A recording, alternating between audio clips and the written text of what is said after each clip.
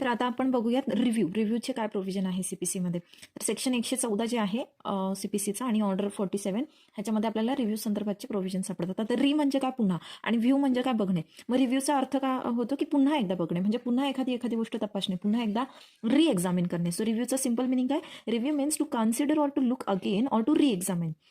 Now it is a judicial re-examination of the case by the same court and by the same judge. आता आपण याच्या आधी reference बघितला होता. रेफरन्समध्ये काय होत होतं की जे कुठलं सबऑर्डिनेट कोर्ट होतं ते कुणाला रेफरन्ससाठी देत होतं, पाठवत होतं मॅटर हायकोर्टाला. पण इथे काय असतं की जे सेम कोर्ट जे आहे तेच पुन्हा एकदा ते जे प्रकरण आहे ते तपासत असतं, त्याचं रिएक्झामिनेशन होत असतं. So section 114 of CPC lays down general provision for review of the cases. Order 47 deals with the elaborate provisions and conditions for review. तर ऑर्डर 47 मध्ये आपल्याला अतिशय डिटेलमध्ये रिव्ह्यूचे जे प्रोव्हिजन्स आहे ते सापडतात, आणि सेक्शन 114 मध्ये जनरल आपल्याला त्या ठिकाणी जनरल प्रोव्हिजन जी आहे रिव्ह्यूची ती भेटते.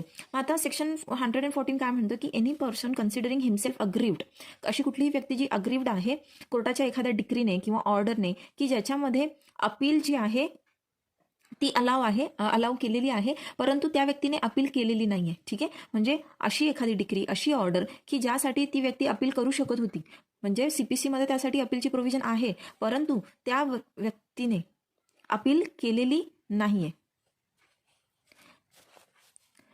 Bye a decree or order from which no appeal is allowed by this court, किंवा अशी एखादी डिग्री की ज्याच्या अगेन्स्ट कुठली अपील जी आहे ती होऊ शकत नाही. ह्या कोडमध्ये अपील जी आहे तिथे अपीलची प्रोव्हिजन नाही आहे त्या पर्टिक्युलर डिग्री किंवा डिसिजनसाठी.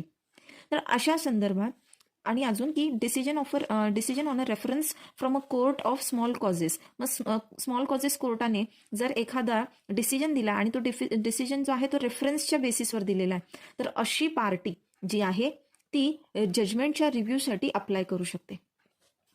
आता हे जे प्रोव्हिजन आहे रिव्ह्यूचे ते काय आहेत की any person considering himself aggrieved by a decree or order from which an appeal is allowed by this code but from which no appeal has been preferred, म्हणजे अपील अलाव केलेली आहे कोडने पण अपील केलेलं नाहीये. त्यानंतर ज्याच्यामध्ये अशी कुठली डिक्री किंवा ऑर्डर की ज्यासाठी अपीलची प्रोव्हिजनच नाही आहे ह्या पर्टिक्युलर कोडच्या अंडर.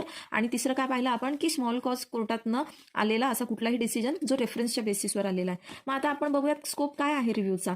तर आता जनरली बघा काय प्रिन्सिपल असतं की एकदा की जजमेंट प्रोनाऊन्स झालं किंवा एखादी ऑर्डर जी आहे ती देण्यात आली, त्यानंतर ते जे कोर्ट असतं ते फंक्शन्स ऑफिशियो होऊन जातं. फंक्शन्स ऑफिशियोचा अर्थ काय की त्या पर्टिक्युलर प्रकरणावरती आता कोर्टाचा काही एक अधिकार राहत नाही, काही एक कंट्रोल राहत नाही त्याचं, म्हणजे जी ऑर्डर असते ती चेंज करण्यासाठी. सो रिव्ह्यू जे आहे ते याच्यासाठी एक्सेप्शन आहे. Okay, review is an exception to this rule.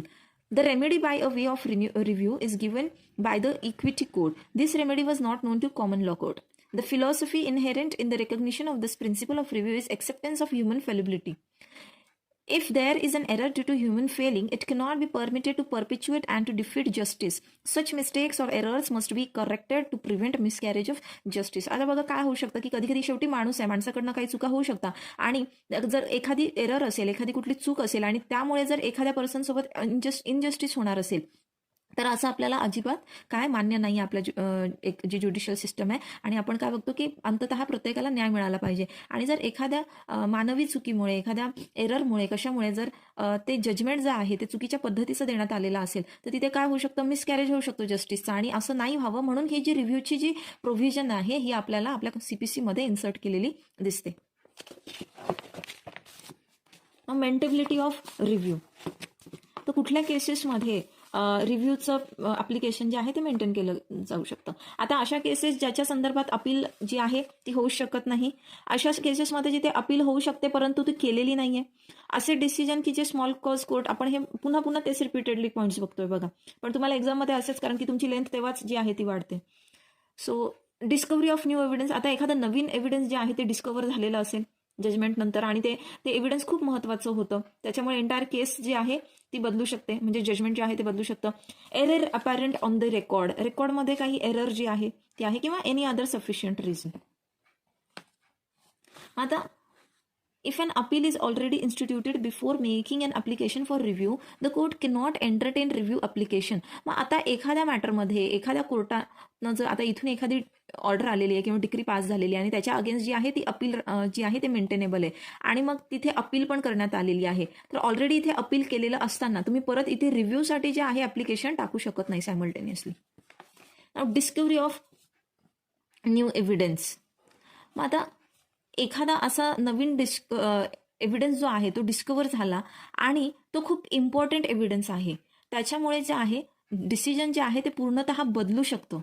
So अशा वेळेला सुद्धा रिव्ह्यू जो आहे, रिव्ह्यूचं अप्लिकेशन जे असतं ते मेंटेनेबल असतं. A review application is allowed on the ground of discovery by the applicant of some new and important matter or evidence which after exercise of due diligence was not within his knowledge or could not be produced by him at the time when the decree was passed. परंतु ते evidence कसं पाहिजे की असं evidence की ते evidence produce करण्यासाठी म्हणजे त्याने पूर्ण जे आहे तिथे काळजी घेतली होती पण तरी सुद्धा तो मिळवू शकला नव्हता त्यावेळेला, किंवा ज्या वेळेला ते जजमेंट पास झालं किंवा डिग्री पास झाली त्यावेळेला त्या व्यक्तीला त्या एव्हिडन्सबद्दल कुठलंही नॉलेज नव्हतं, किंवा त्यावेळेला तो ते कितीही प्रयत्न केले तरी कोर्टासमोर ते एव्हिडन्स हजर करू शकत नव्हता, प्रस्तुत करू शकत नव्हता. तर अशा वेळेला आपण जे नवीन एव्हिडन्स असतात ह्याच्या बेसिसवरती पुन्हा एकदा कोर्टाला रिव्ह्यूसाठी तिथे फाईल करू शकतो, म्हणजे अप्लाय करू शकतो. Now an application for review should be refused when it was proved that reasonable care and due diligence has not been exercise. मग आता हे जे रिव्ह्यूचं ॲप्लिकेशन आहे हे कोर्ट जे आहे फेटाळून लावू शकतं, म्हणजेच रिफ्यूज करू शकतो. कधी की कोर्टाला जर वाटलं की हा जो एव्हिडन्स आहे हा आधी प्रोड्यूस करू शकत होता परंतु ह्याने ते प्रोड्यूस केलेलं नाही आहे, he has not acted properly, he has not acted carefully, त्याने ड्यू डिलिजन्स जो आहे तिथे एक्सरसाइज नाही केलेला आहे, आणि अशा वेळेला ते जे रिव्ह्यूचं ॲप्लिकेशन आहे ते कोर्ट रिजेक्ट सुद्धा करू शकतो. Error apparent on the record. मग आता शेवटी माणूस आहे, माणसाकडनं काही चुका होऊ शकता. मग आता अशा म्हणजे अगदी प्रायमा फेसी एखादी एरर दिसते, एखादा फॅक्ट आहे किंवा एखादा लॉ आहे त्याच्यामध्ये काही चूक जी आहे अपॅरेंटली प्रथम दर्शनीच आपल्याला ती दिसते आहे, तर अशा वेळेला सुद्धा रिव्ह्यूचं पिटिशन फाईल होऊ शकतो, रिव्ह्यूसाठी ॲप्लिकेशन किंवा अदर सफिशियंट ग्राउंड. मग असे इतर कुठले पण ग्राउंड जे कोर्टाला योग्य वाटतात.